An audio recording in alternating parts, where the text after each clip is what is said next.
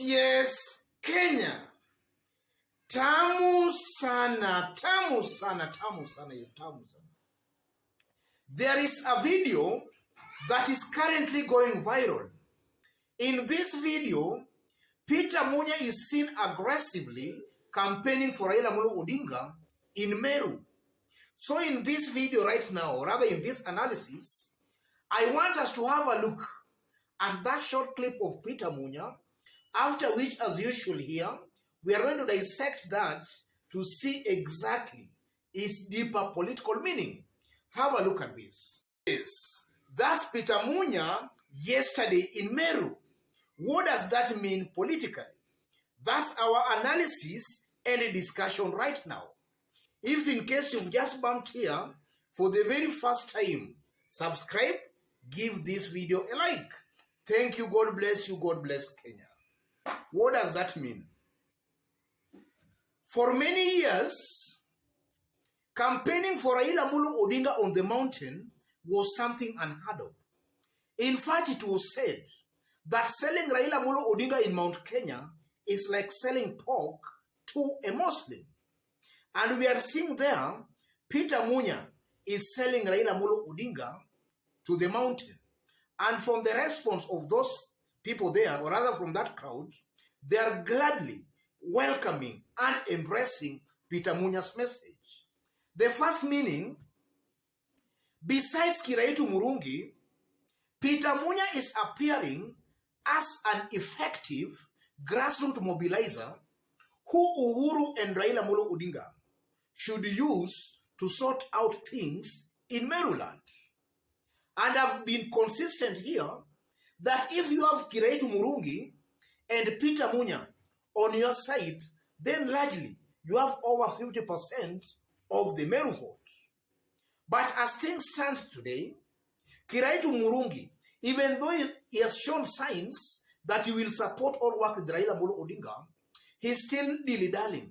He still doesn't want to come out very boldly to start his campaigns for Raila Odinga. But Peter Munya has never shied out from campaigning for Raila Odinga. In fact, looking at that short clip, I'm fully persuaded and convinced that Peter Munya has now decided to take his campaigns right to the hearts, or rather right in the hearts of the Maryland.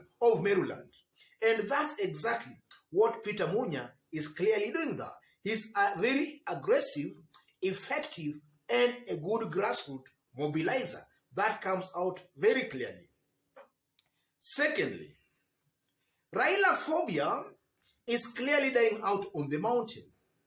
If Peter Munya can mention Raila's name as Azimio, and residents are that happy and cheering up, it's just an indication that maybe things have changed there. The ground is shifting. Raila phobia is dying out. It's no longer the same as it was maybe some few years ago. What does that mean? That's an indication that the handshake between Uhuru and Raila Odinga might be turning tables for Raila Odinga on the mountain, and is turning tables to Raila's advantage. That's exactly what is happening there. Because I know that had it not been for the handshake, mentioning Raila's name alone on the mountain could be an anathema. But you are seeing Raila's name is being mentioned, and somebody is aggressively campaigning for Raila Odinga. And residents are embracing him. Residents are cheering him up. The handshake is turning tables for Raila Odinga on the mountain. And it's turning tables for the good of Raila Odinga. And then thirdly, as Raila's phobia fades out on the mountain, it's only commonsensical that William Ruto's popularity has to decline or decrease on the mountain. And that only means that William Ruto's presidential bid this year 2022 presidential election, Ruto might not realize his dream. And I'm saying that because it's a given fact that for William Ruto to make a serious stab at the presidency, then he has to retain Uhuru Kenyatta strongholds in both 2013 and also 2017. And then he has to raid a little bit of NASA former strongholds. But as things appear today, it seems to appear that Raila largely has maintained his NASA strongholds. In fact, if Kalonzo joins Raila Molo Odinga, Raila shall have just locked his former NASA strongholds. And then with Uhuru Kenyatta supporting Raila Molo Odinga, it means Raila shall have locked his strongholds and then raided massively Jubilee strongholds in 2013 and also in 2017. That only means William Ruto might not realize his presidential ambition this year, because in the two previous presidential elections, it was widely believed that NASA actually won those elections. But because of the assistance of the system, and also that the mountain voted almost to the last man to Uhuru Kenyatta, that handed Uhuru Kenyatta victory. But as things stand today, that system is not pro William Ruto, and then the ground itself seems to be deserting William Ruto. That only means Raila's chances of winning elections this year, if maybe that trend can continue, what we are seeing there with Peter Munya, if that trend is to continue, then Raila Molo Odinga might easily win this year's presidential election. And that's a given fact, going by what we are currently seeing, and not only because of that rally, but also because of the recent opinion polls that have been done on the mountain. William Ruto is actually losing as Raila Molo Odinga gains. That comes out clearly. And then another point, as things stands out right now, rather now, on the mountain seems to be a battleground. I'm not talking about August. You know, one day in Kenyan politics is a long period of time. But as of now, when I'm talking, Mount Kenya seems to be a battleground, or rather it's turning out to be a battleground. Yes. Hustler or Ruto cannot claim the mountain. Raila and his team Azimio cannot claim the mountain. It's turning to be slippery. It's slippery. It's a battleground. So the dynamics will only change based on Uhuru Kenyatta's political activities in that area as we head towards August election.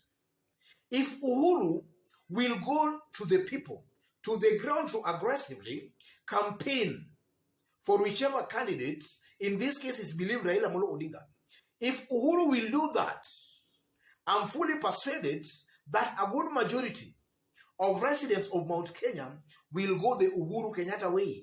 And I'm saying that because our politics largely is based on ethnic personalities. There is no strong Mount Kenya leader who has emerged as an alternative ethnic kingpin to Uhuru Muigai Kenyatta. So as things stands out today, Uhuru Kenyatta remains the ethnic kingpin and political kingpin of the mountain area, or rather of Mount Kenya. So if Uhuru will go out on the mountain to persuade his people to campaign for his favorite candidate in that area, that candidate will most definitely win a majority of votes in Mount Kenya. That is my considered opinion, ladies and gentlemen. And I'm saying that again because, again, if you look at past presidential elections, a candidate contesting for election for the very first time tends to get votes from largely his ethnic community. In this year's election, William Ruto comes out as the main competitor to Raila Molo Odinga. So if previous presidents are anything to go by, Ruto might just end up eventually getting a majority of votes from his challenging ethnic backyard, if at all he will be lucky. So that's also why I'm stating that the mountain will just face to the direction Uhuru Kenyatta will show them. Otherwise, ladies and gentlemen, before I conclude, just as I did state when we were starting, if you've just bumped here for the very first time, very first time, kindly subscribe, give this video a like. Give it a like, please. And to our fans, our subscribers in this YouTube channel, I'm very much humbled, very grateful for the kind of support you are giving me here. we are almost hitting the 20,000 subscribers mark.